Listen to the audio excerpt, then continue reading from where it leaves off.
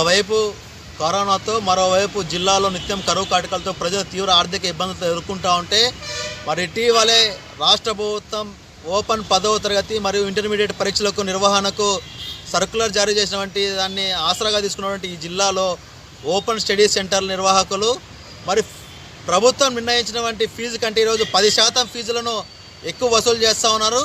దాన్ని ఖండిస్తూ నేడు అఖిల భారత విద్యార్థి సమైక్య ఏఐఎస్ఎఫ్ ఆధ్వర్యంలో జిల్లా కోఆర్డినేటర్ అయినటువంటి ఓబుల్ రెడ్డి గారికి ఈరోజు ఆ ఫీజులు మాఫియాను అరికట్టాలనేసి, ఆ ఫీజు వసూలు చేసినటువంటి స్టడీ సెంటర్ల గుర్తింపును రద్దు చేయాలనేసి, ఆ స్టడీ సెంటర్లను ప్రభుత్వం తక్షణం స్వాధీనం చేసుకోవాలనే డిమాండ్లతో, అంతేకాదు కరోనా పరిస్థితులను దృష్టిలో పెట్టుకొని విద్యార్థులకు ఉచిత అడ్మిషన్ల ప్రక్రియను ప్రారంభించాలా, ఇటీవలే కాలంలో కట్టినటువంటి విద్యార్థుల ఫీజును విద్యార్థులకు వెనక్కి ఇవ్వాలనేసి ఏఐఎస్ఎఫ్ డిమాండ్ చేస్తూ ఉంది.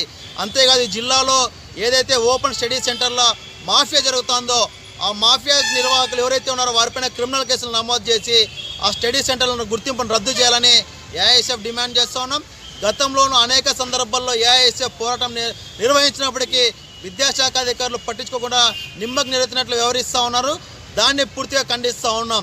ఈసారైనా కూడా విద్యాశాఖ అధికారులు మరి దానిపైన ప్రత్యేకమైన దృష్టి సారించి ఆ ప్రత్యేకమైన ఓపెన్ స్టడీ సెంటర్లలో ఓపెన్ పరీక్షల్లో జరిగేటువంటి అక్రమాలను అరికట్టాలా, అక్రమ వసూలను అరికట్టాలనేసి ఏఐఎస్ఎఫ్ డిమాండ్ చేస్తూ ఉన్నాం. ఇప్పటికే 10,000 నుంచి 15,000 రూపాయల వరకు ఒక్కొక్క అడ్మిషన్కి వసూలు చేస్తూ ఉన్నారు. కానీ ప్రభుత్వం నిర్ణయిత ఫీజు మాత్రం 1,500 నుంచి 1,800 రూపాయలు మాత్రమే ఉంది. ఈ దాన్ని ప్రభుత్వంలో మరి విద్యార్థుల్లో అవగాహన కల్పించాల్సిన అవసరం ఎంతైనా ఉంది. వీటన్నిటిని అరికట్టాలంటే ప్రభుత్వ స్టడీ సెంటర్లు మాత్రమే నిర్వహించాలా, ప్రైవేట్ స్టడీ సెంటర్లు గుర్తింపును వెంటనే రద్దు చేయాలా, వాటిని ప్రభుత్వం స్వాధీనం చేసుకోవాలని ఏఐఎస్ఎఫ్ డిమాండ్ చేస్తూ ఉంది.